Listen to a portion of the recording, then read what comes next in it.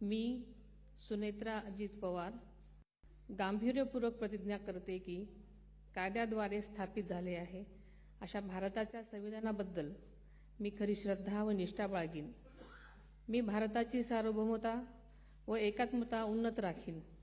मी महाराष्ट्र राज्याची उपमुख्यमंत्री म्हणून माझी कामे निष्ठापूर्वक व सद्विवेक बुद्धीने पार पाडेन आणि संविधान व कायदा यानुसार सर्व तऱ्हेच्या लोकांना मी गांभीर्यपणे व निपक्षपातीपणे तसेच कोणाच्याही विषयी ममत्वभाव किंवा आकस न बाळगता न्याय वागणूक देईन।